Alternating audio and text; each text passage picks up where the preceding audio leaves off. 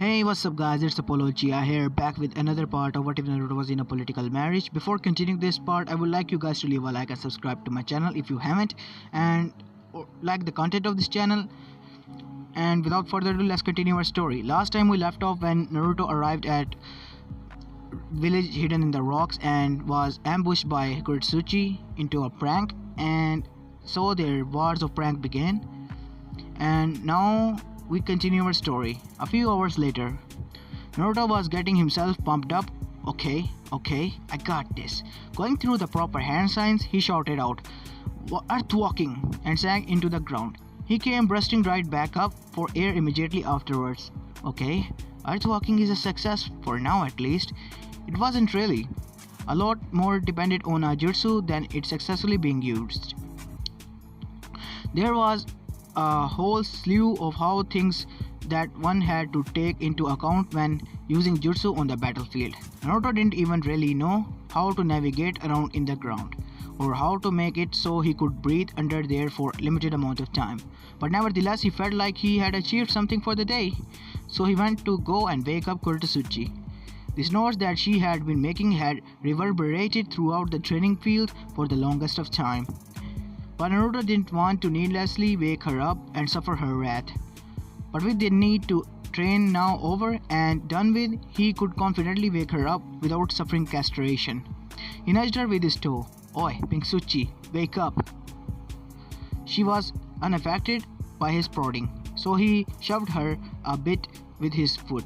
She was still snoring anyways. How can she operate in a battlefield with these sleeping habits? With a great sigh of defeat, he picked her up and laid her on his back for a piggyback ride.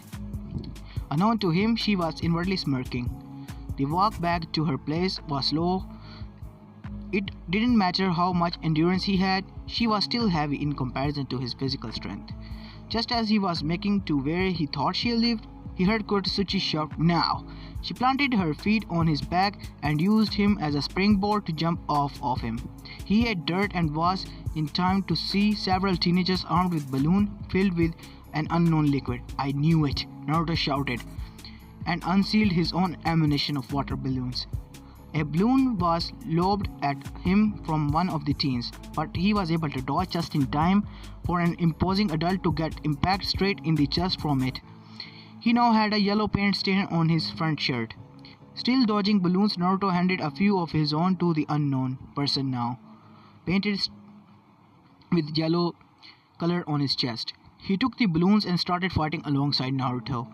That was how the Battle of Painted Rocks had started out, with Naruto fooling the ambushers and providing ammunition to the unavoidable passerbys who had been hit by the sudden conflict. After everyone was well and truly painted over, the tide began to turn in favor of Naruto. Kuretsuchi might have had the element of surprise, but Naruto was able to use his charisma to turn the tide of the masses in his favor. It didn't hurt that he had an almost unlimited supply. Soon Kuretsuchi's friends were pushed back by Naruto's superior fighting force and resolve. When they ran away with their tails tucked between their legs, a thoroughly painted over Naruto cried out in triumph, and the masses that had fought by his side did so as well. The news soon leaked out about the Battle of the Painted Rocks, which put a smile on all the faces of an Eva citizens who heard about it. But there was still one problem that needed to be cleared up: Kuretsuchi. He had no idea where she was. Looking all around him, Naruto was suddenly pelted in the back with several painted balloons. Which exploded on impact. Taken by surprise, Naruto fell forward and was subjugated to an absolute onslaught of painting. He tried to turn himself around to get out of range, but that only made it worse for him, as the balloon started hitting with more force, never letting him get up from the ground.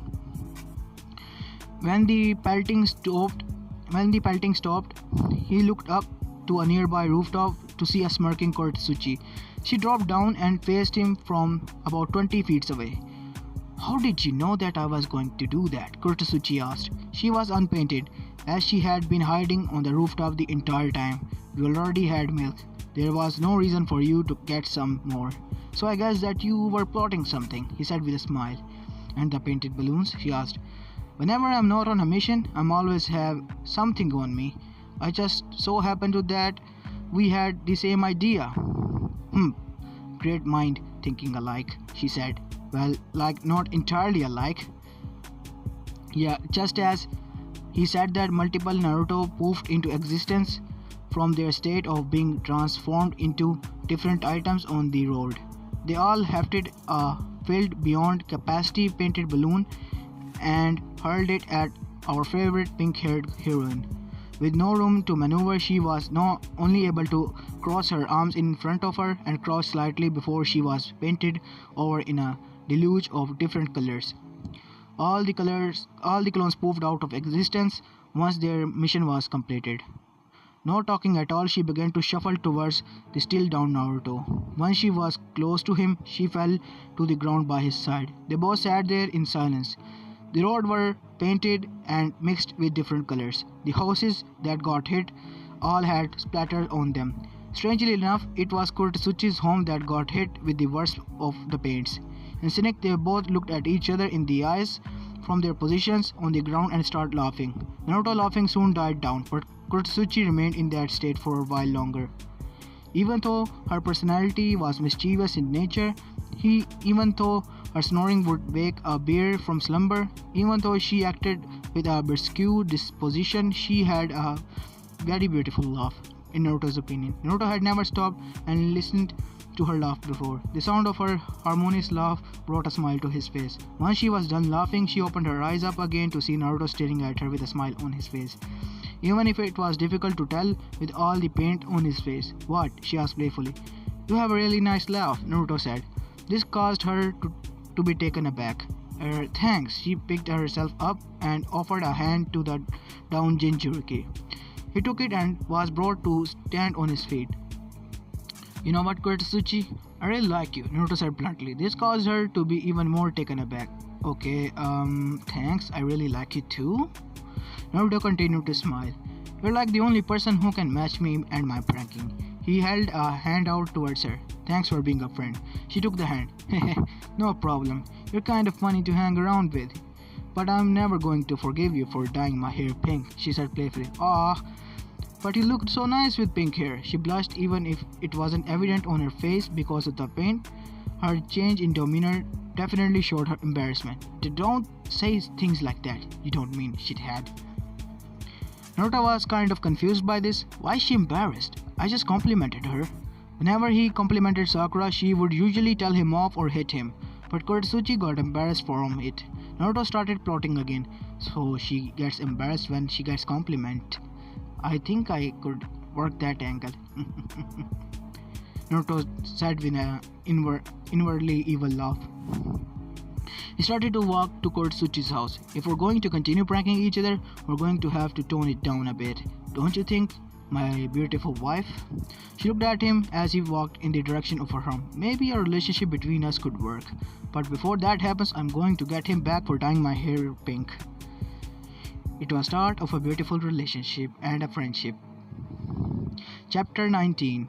The Pranks Part 2. Kurtsuchi's snoring was really bothering Naruto. It was loud, reverberating, unpleasant, sounded that always seemed to blast forward from her mouth at unprecedented rates whenever she hit the first phase of the REM sleep cycle. So he had to improve and create makeshift earplugs out of some ninja wires and stuff to block the sound. It worked for a while until the sounds of her father snoring as well came from the wall opposite of him and worked in tandem to completely penetrate the sound barriers of his earplugs. Seemed that he found out on which side of the family that she got it from. After some time deliberating, he walked over from his futon next to hers with the plan of somehow shutting her off from snoring. Naruto knew that she was an unbelievingly heavy sleeper, so he had some room for experimentation. He tried the most obvious solution of trying to cover her mouth, which was where the snoring was coming from, but she stopped being able to intake any amount of air after he did that and started to struggle immediately in her sleep. After he quickly pulled his hand away from her mouth, she started snoring like always. He looked at his hand. It was almost pitch black, but he could see the faint shine on his hand from the small amount of light that there was. So she drooled in her sleep too. Okay, what else could he do? After wiping her drool away on his pajamas, he tried to roll her on her side to if that did any good. It didn't. After getting more than a little frustrated at the continued crescendo of snoring that was occurring, he slid a hand underneath her head and tilted it upward slightly. The noise was cut down by half as soon as he did that. Sighing in relief, he put her head back down and made a way to his sleeping area. But just as he was getting down to rest again, the snoring came back in full. Naruto wanted to scream in frustration. Walking back over, he tilted her head in the exact same way and the snoring stopped again. Sensing a connection between position of the head and the occurrence of the snoring, he tried to position the pillow her head in position was to make it stay in that position. How she was able to continue to sleep in that condition of her head filled with would remain a mystery forever. He couldn't get her head to stay in the same position even after trying a myriad of pillow positions. Knowing that his only particular solution in stopping the snoring would be physically stopping her from doing it, he solemnly began to climb under her futon with her. Yuito and Fu were okay with sleeping in the same bed, so he assumed that Kurotsuchi would be as well. Resting her head on his arm in a fashion that stopped her from snoring, he was finally capable of going to sleep with the help of the earplugs. Siding up with her for the night, he immediately fell into the dreamland with his wife. Link break the next morning. Ever since Naruto came to live with them,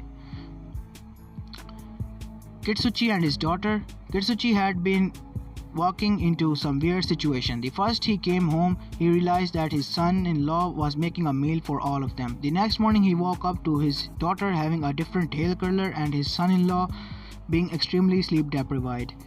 Then he walked into his house, which was sportingly a new paint job, to find both of the house's showers sporting a new color scheme. Now there was an extremely pissed off Kurotsuchi and an equally pissed off Naruto staring at each other, eating their breakfast with hateful expressions. The only difference between them was that Naruto was sporting a black eye. Kurotsuchi firmly believed that there was a line that to be crossed. The line being domestic violence. What happened? He asked gruffly. The staring intensified. What happened? He repeated. Kurotsuchi broke eye contact. I'm married to a pervert, she simply said. You were snoring like a motherfucker and I couldn't sleep, Naruto cried out. Wear earplugs, you fucking dimwit. I was. You and your dad's snoring was so bad that they got through enough to the point that I thought that I was going to lose hearing. Where does this justify your spooning me come up? It was the only way to get you to stop. Kurotsuchi was pulling at her hair. How does spooning cure snoring? It wasn't the spooning, it was your head positioning, I think. I'm pretty sure it was the head positioning. Kurotsuchi looked to be on the verge of exploding. So, if I just need to look a different way, why did you need to spoon me? It was more comfortable. Not for me. You slept like a godforsaken rock. Against my will. Naruto looked at her inquisitively. You slept against your will? She only got angrier. I slept in a situation that was against my will, she hissed out. Naruto took in a couple of deep breaths. After that, he calmly laced his fingers together and serenely asked, Why are you uncomfortable with spooning? I just am. No reason? No, I'm just not comfortable with having a guy that I barely know spoon me. He reclined back into his chair in a thoughtful expression. Then why did Fu and you two let me sleep with them? I don't know. Naruto shook his head. It doesn't matter. You'll have to deal with it somehow. Her eyes went wide, first in confusion, then in anger. What? I need my sleep, and I can't get any when I'm bunking with a Vader 1 and a Vader 2. He said, pointing at Kurotsuchi and Kurotsuchi respectively. Finishing his breakfast, he got up and went out to the door. I'm going to get some training at the training grounds, he shouted out. Kitsuchi huffed and sank back into her seat. Yup, Kitsuchi had been walking in on some of the weird situation as of the late. He sat down opposite to Kitsuchi. I thought you liked him, he said bluntly. Kitsuchi blushed slightly and looked away from her father. Indeed, she had told her dad about how she might have been theoretically interested in actually dating him. Putting her head in her hands, she quietly said, I don't know. I can't figure him out. They sat in silence for a while. You know, Kitsuchi began. When I heard that Pops had you put in an arranged marriage with the son of the fourth, I lost it. I yelled, I screamed, I threw a temper tantrum. It wasn't a pretty good sight. But eventually I realized that while your marriage would probably be for the best of the nation as the whole, it wouldn't be for you. He took a deep breath. So I made a promise to myself. If that son of fourth makes my daughter unhappy in any way, I'll immediately annul the marriage. Doesn't matter what I have to do. I'll annul it somehow. So why haven't you annulled it yet? She asked him with a bemused smirk on her face. Because I can tell that you're not unhappy. She looked at the table with a hard expression. I know. It's not that I'm not happy. I'm just pissed off at him constantly. Kitsuchi was really pissed at that. Kitsuchi chuckled and leaned back in his seat. You two just have to get accustomed to each other. Your mom and I were just like you two back in the day. Kitsuchi had heard the story quite a few times. Her dad had been strategically married off to a lava user in hope of rekindling the dust release. At first they hated each other, but eventually they warmed up to each other, to the thought of being married. Then they had a kid. Her mom died in the Third Shinobi War and a young Kitsuchi was married off to the son of the fourth. They sat in silence for a while. Why don't you just tell him that you're interested in him? Kitsuchi ventured. She sighed, leaning back as far as her spine would allow. It's not that simple. What if he says that he's not interested in return? We have to sleep in the same room. Do you know how awkward that will be? Or what if he says that he is interested in return? That's even worse. We're already married, so there's no toe dipping in the situation. Either we stay out of the water or dive in head first. Kitsuchi sighed. He didn't feel comfortable giving his teenage daughter dating advice. Why don't you just go on a few dates before you tell him you're interested? Because I don't know. She put her hands in her head. She put her head in her hands. Sorry about that. Tongue slip and stuttering. I apologize for that. And let's continue our story. That new Princess Gale movie just came out. Why don't you just go and see it with him? Kitsuchi grunted in response, getting up, and she cleared her plate and headed out of the room. I think about it, she called out. As this is where I'm going to leave off this part, guys. I know this is quite a short one, but I don't know why, but I'm quite studying a lot in this part. Oh well, I hope you don't mind and like this part as well. And if you do, please leave a like and subscribe to my channel and comment down below. And this is Apollo Chiha and I'm signing out. Peace.